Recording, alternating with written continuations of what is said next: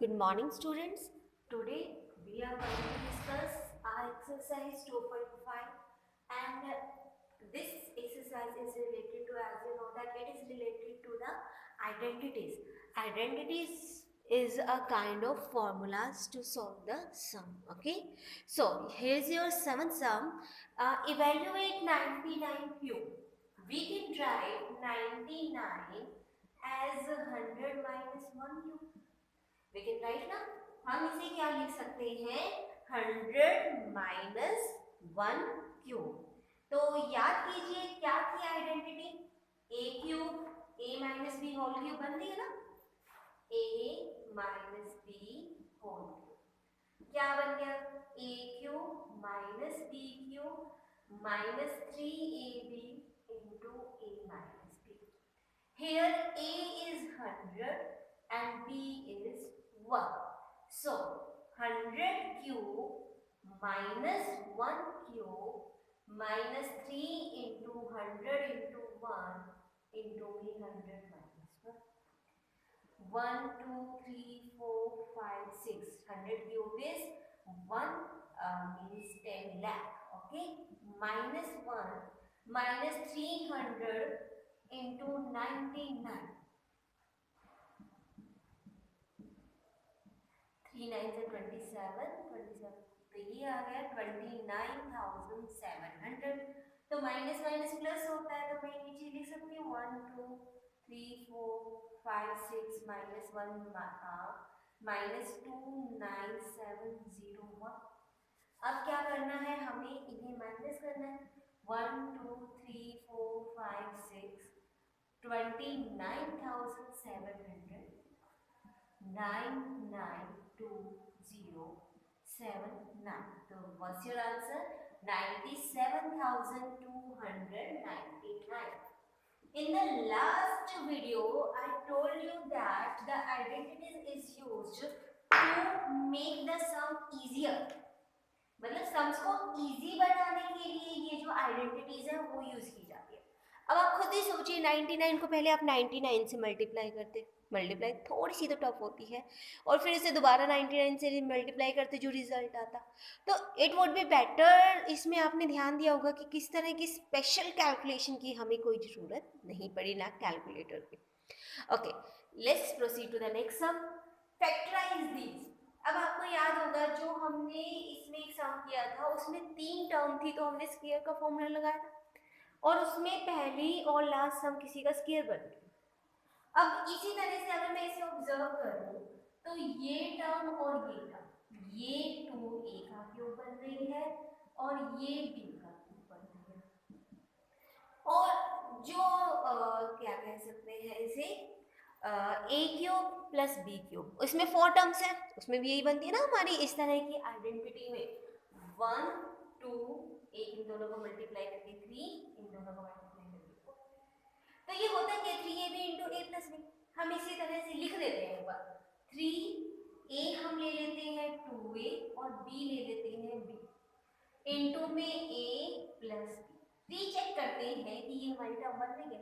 3 2 6 ab को 2a से multiply किया कर इसके भी 6ab को b से मल्टीप्लाई किया 6ab से, मींस दिस इक्वेशन या this polynomial can be written as 2a whole cube plus b cube plus 3 2a into b bracket 2a plus. तो ये किसका फॉर्मूला होता है, a cube plus b cube plus 3ab into a plus b is equal to a plus b whole cube का। a क्या है आपके पास 2a और b क्या है b, so your answer is 2a plus b whole cube. 3 times है, cube है तो इसे आप चाहे तो 3 टाइम्स लिख सकते हैं, वरना आप यहाँ तक भी करेंगे then you are absolutely okay. चलिए नेक्स्ट टर्म पे चलते हैं, बिल्कुल इसी की तरह है, 4 टर्म्स है। जो पहले टर्म है वो 3p का होल क्यूब बन रही है, जो सेकंड सम है 4 4 64 4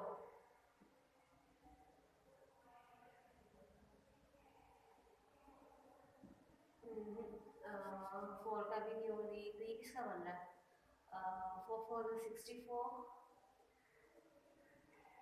1/8, 8 8 is 64, 8 ना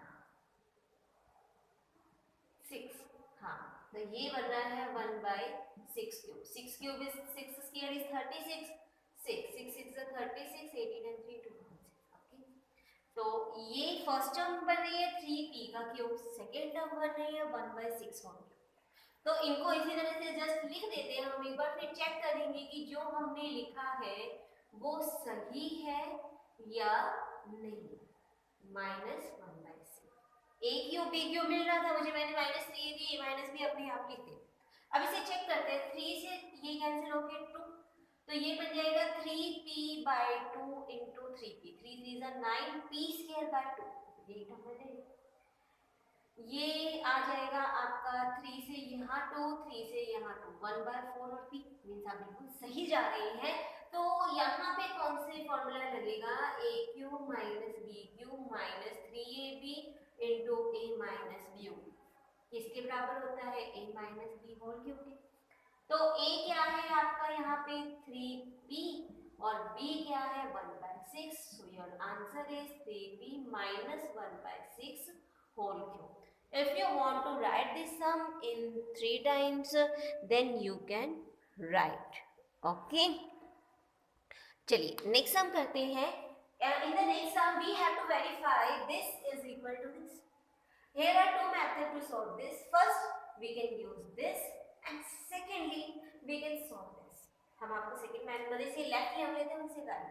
हम क्या ले रहे हैं, राइट हैंड साइड ले रहे हैं।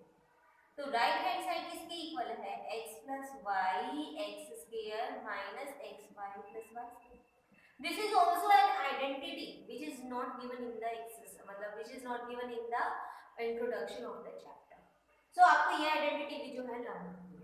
ओके, इसे मल्टीप्लाई करें, पहले इस पूरी टर्म को हम x से मल्टीप्लाई करेंगे, फिर इस पूरी टर्म को y से मल्टीप्लाई करेंगे, तो क्या आ जाएगा, x cube minus x square y plus x y square plus y x square और x square y both are same thing, minus x y square plus y cube, this cancel by this and this cancel by this, which is left x cube plus y cube, और हमारी left hand side क्या है, यही तो है, इसका मतलब this is equal to left hand side.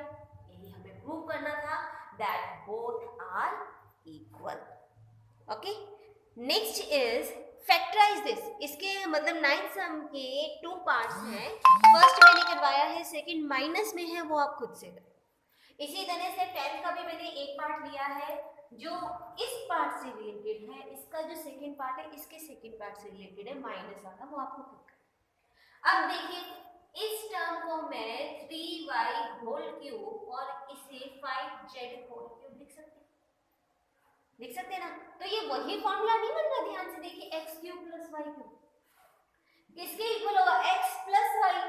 x क्या है मेरा यहाँ पे 3y और y क्या है 5z, x स्क्वायर मतलब इस टर्म का square 9y square plus minus xy, इन दोनों की multiply 15yz plus y square मतलब 5z का स्क्वायर 25z स्क्वायर।